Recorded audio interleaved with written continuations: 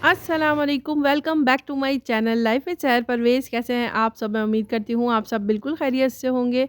मैंने आपसे कहा था कि बहुत जल्द मैं लेकर आऊँगी बिहारी कबाब की रेसिपी होममेड मसाले से ही। इसकी वीडियो मैं ऑलरेडी अपलोड कर चुकी हूँ, अगर आप लोगों ने नहीं देखा हो तो मैं वीडियो के एंड में लगा दूँगी, आप लोग देख लीजिएगा। तो चलिए जल्दी से स्टार्ट कर लेते हैं अपनी वीडियो। बिस्मिल्लाहिर्रहमानिर्रहीम। इसके लिए सबसे पहले बीफ की कटिंग करेंगे। तो यहाँ पर मैंने बीफ ले लिया है 1 किलो और इसके थोड़े से बड़े साइज़ की ना बोटियाँ कर ली हैं। बिहारी कबाब की जो बोटियाँ होती हैं उसकी कटिंग थोड़े अलग तरीके से की जाती है। वो तरीका ये है, आप लोग गौर से देखिएगा इस तरीके को।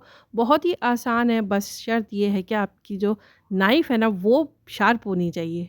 तो बहुत ही आसानी से ना इसकी कटिंग हो जाती है। देखिए इस लेयर में इसकी कटिंग करते हैं इस तरीके से।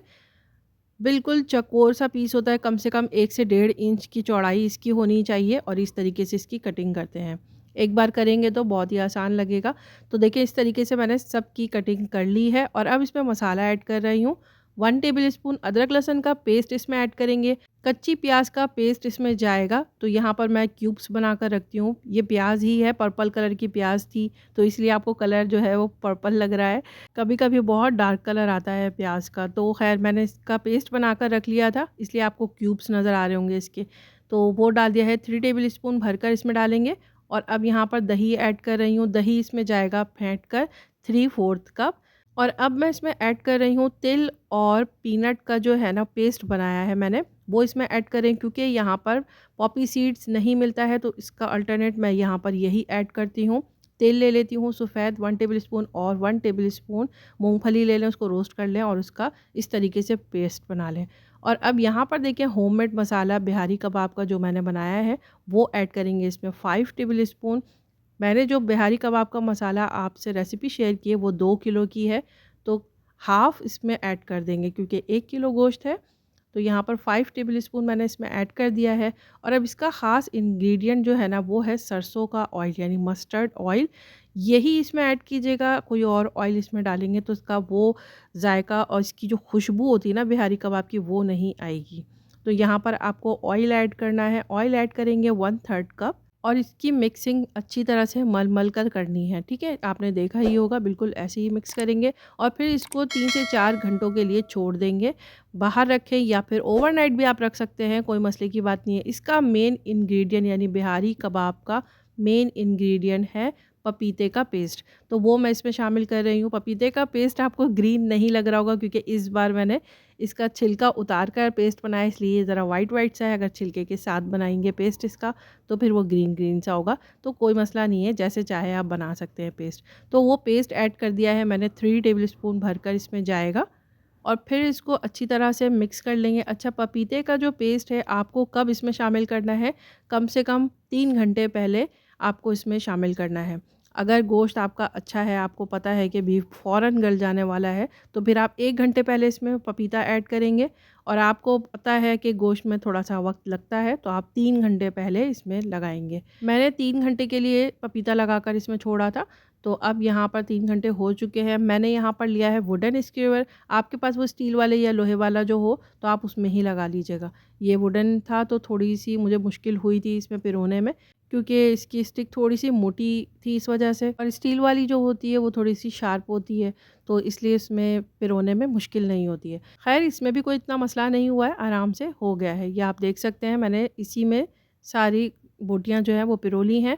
इसी तरीके से आपको सारी स्टिक्स में जो है ना बोटियाँ लगा लेनी है। ये देखें, तो मैं बाकी सब में भी जल्दी-जल्दी लगा लेती हूँ और यहाँ देखें स्टिक्स हमारी जो है रेडी हो गई हैं। अब चलते हैं स्टोव की तरफ क्योंकि हम बना रहे हैं घर पर ही।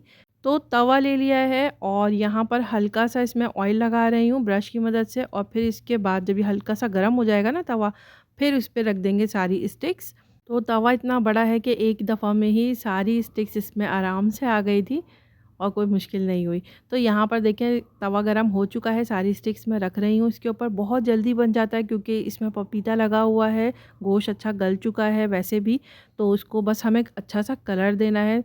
ज़्यादा से ज़्यादा 15 मिनट 20 मिनट लगेंगे इसको कुक करने में, बस इनफ है। अब यहाँ पर देखिए 10 मिनट तकरीबन एक साइड को मैं दूँगी और फिर पलट कर इसके ऊपर ना ऑयल लगाएँगे या फिर आप घी लगाएँ। इस वक्त आप ऑयल या घी कुछ भी लगा सकते हैं। तो मैं यहाँ पर ना ऑयल लगा रही हूँ इस तरीके से, देखिए ब्रश की मदद से इसके ऊपर हल्का हल्का सा ऑयल लगाते जाएंगे ताकि ये ड्राई ना हो। और अब इसको पलट देंगे। तो इसी तरीके से इसको पलटते पलटते ही जब तक इसमें अच्छा सा कलर ना आ जाए, बिल्कुल बारबेक्यू वाला जो हम कोयलों पर बनाते हैं बिल्कुल वैसा ही कलर इसमें मुझे चाहिए। मीडियम फ्लेम पर रखते हुए इसको आप कुक करेंगे, कोई मसले की बात नहीं है। अच्छा, अगर आप बहुत ज़्यादा गला हुआ पसंद करते हो तो आप इसको और ज़्यादा देर के लिए भी छोड़ सकते हैं पपीता लगाकर, और यहाँ कुकिंग टाइम भी आप इसको बढ़ा सकते हैं ताकि बहुत ज़्यादा गला हुआ कुछ लोग पसंद करते हैं। हमारे घर में ज़्यादा गला हुआ पसंद नहीं करते, मतलब कि बहुत ज़्यादा गलावटी जैसा वैसा पसंद नहीं करते, थोड़ा सा सख्त होना चाहिए। तो मैं उसी तरीके से उसी हिसाब से बना रही हूँ। तो यहाँ पर देखिए कलर अच्छा सा आ गया है मेरे मुताबिक जैसा मुझे चाहिए था। और अब इसमें बारबेक्यू का ज़बरदस्त सा टच देने के लिए इसमें लगाएंगे कोयले का धुआं। यकीन करें कोई पहचान नहीं पाएगा कि आपने ये घर पर बनाया है और तवे पर बनाया है।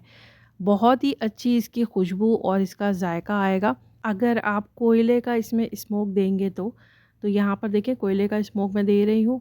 बस 5 मिनट के लिए इसमें छोड़ना है। ये देखिए क्या ज़बरदस्त सा धुआं निकल रहा है, कबाबों के अंदर से भी धुआं निकल रहा है और ज़बरदस्त सी खुशबू खुशबू पूरा घर महक गया था। तो यहाँ पर देखिए हमारा बारबेक्यू घर पर ही मज़ेदार सा रेडी हो गया है। मैंने यहाँ पर बनाए थे लच्छे वाले पराठे, आप चाहें तो पूरी भी बना सकते हैं इसके साथ। पूरी पराठा जो होता है उसकी रेसिपी भी मेरे चैनल पर मौजूद है। पूरी पराठे की रेसिपी ऐसी ज़बरदस्त रेसिपी है कि अगर आपने दोपहर में बनाया है पूरी पराठा तो रात तक वो बिल्कुल नरम मुलायम और सॉफ्ट रहता है, बिल्कुल भी हार्ड नहीं होगा।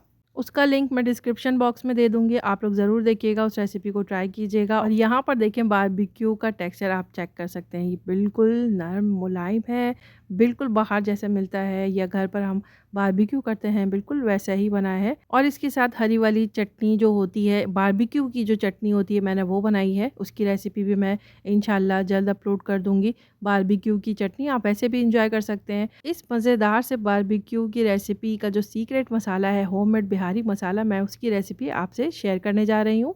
ईद के बाद बारबेक्यू होना तो लाज़मी ही है, तो उसके लिए मैं लेकर आई हूँ आप सबके लिए होममेड बिहारी कबाब का मसाला और इसकी शानदार सी रेसिपी। तो चलें जल्दी से स्टार्ट कर लेते हैं अपनी वीडियो। बिस्मिल्लाहिर्रहमानिर्रहीम।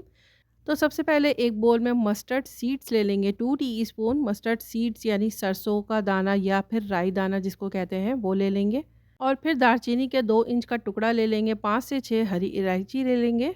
जायफल लेना है हाफ़, देखिए मैंने हाफ़ कर लिया है इसको और ले लिया है। और जावित्री लेंगे, एक फूल जो होता है वो ले लेंगे। और बड़ी इलायची काली वाली लेंगे, लेकिन उसके सिर्फ हमें बीज का इस्तेमाल करना है, उसका कवर जो है ऊपर वाला वो इस्तेमाल नहीं करना है।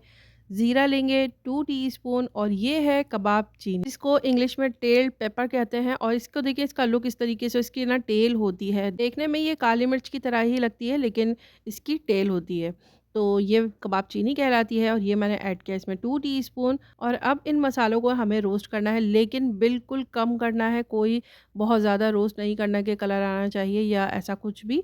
हाई फ्लेम रखते हुए सिर्फ 1 मिनट तक इसको रोस्ट कर लेंगे ताकि इसकी नमी वगैरह जो कुछ भी हो वो निकल जाए और इसका जो टेस्ट वगैरह है और इन्हांस हो जाए। तो बस इसको मैंने रोस्ट कर लिया है और एक बोल में वापस शिफ्ट कर लिया ताकि ये थोड़ा ठंडा हो जाए। और यहाँ पर देखिए मैंने इस्तेमाल किया है सफ़ेद तिल का, 2 टेबलस्पून सफ़ेद तिल ले लिया है और 2 टेबलस्पून मैंने रोस्टेड पीनट का इस्तेमाल किया है। दोनों को एक साथ मिक्स कर लिया है। और अब मैं आपको बता दूँ ये मैं क्यों कर रही हूँ, क्योंकि यहाँ पर पॉपी सीड्स जो होता है खसखास वो नहीं मिलता है, तो इसलिए मुझे ये डालना पड़ता है इसके अंदर। अगर आपके पास खसखास हो तो आप 2 टेबलस्पून वो ही इसमें ऐड कीजिएगा। तिल और पीनट आपको ऐड करने की ज़रूरत नहीं पड़ेगी, ठीक है। तो यहाँ पर देखिए ये दोनों ही चीज़ें मैं अलग अलग पाउडर बना लूँगी। तो यहाँ पर मैंने मसाला पाउडर बना लिया है, इसको ग्राइंड कर लिया है अच्छी तरह से। अब मैं इसमें डाल रही हूँ कश्मीरी लाल मिर्च 1 टेबलस्पून, पिसी हुई लाल मिर्च ऐड कर रही हूँ 2 टीस्पून, नमक ऐड कर रही हूँ 2 टीस्पून, गरम मसाला पाउडर ऐड कर रही हूँ 1 टीस्पून। और अब मसाले को सेव करने के लिए हम ऐड कर रहे हैं इसमें सिट्रिक एसिड यानी कि टाटरी हाफ़ टी स्पून। अब हमें इसमें शामिल करना है रोस्टेड चिकपीस यानी कि भुने हुए चने का पाउडर। तो ये मेरे पास भुने हुए चने का पाउडर है 3 टेबलस्पून, वो इसमें ऐड कर देंगे। और अब इन मसालों को आप चाहें तो अच्छी तरह से मिक्स कर लें स्पून की मदद से, या फिर आप जार में डालकर एक दफ़ा चला लें इसको, तो अच्छी तरह से ये मिक्स हो जाएगा। और लास्ट में इसमें जाएगा कुटी हुई लाल मिर्च 1 टीस्पून इसमें ऐड करेंगे। ये आपको लास्ट में ही इसमें ऐड करना है। अच्छा, अब मैं आपको ये बता दूँ कि ये जो मसाला प्रिपेयर हुआ है ये 2 किलो मीट का है, ठीक है? 2 किलो अगर आप बिहारी कबाब बना रहे हो तो ये उसका मसाला मैंने प्रिपेयर किया है। और एक चीज़ मैं आपको बताना चाहती हूँ, आप इसमें कचरी पाउडर ऐड करेंगे 2 टेबल स्पून। अगर आप फ्रेश उसी वक़्त बना रहे हैं तो आप उसमें कच्चे पपीते का इस्तेमाल करेंगे। लेकिन अगर आप कच्चे पपीते का इस्तेमाल नहीं करना चाहते हो तो आप इसी वक़्त इस मसाले के अंदर कचरी पाउडर 2 टेबल स्पून डालकर रख देंगे। मैंने इसमें नहीं डाला है क्योंकि मैं कच्चे पपीते का इस्तेमाल करूँगी। अगर आपने मेरी पूरी वीडियो वॉच कर ली है तो आपका बारबेक्यू यानी कि बिहारी कबाब भी A1 बनने वाला है। तो अब आपका जब भी दिल चाहे आप बारबेक्यू घर पर ही कर सकते हैं आराम से। कैसी लगी आप लोगों को मेरी आज की मज़ेदार सी रेसिपी? अच्छी लगी हो तो मेरे चैनल को लाइक करें, सब्सक्राइब नहीं किया है तो जल्दी से सब्सक्राइब करें। फिर मिलूँगी अपने नेक्स्ट व्लॉग में इंशाअल्लाह। तब तक अपना और अपनी फैमिली का रखें ढेर सारा ख़याल। अस्सलाम वालेकुम।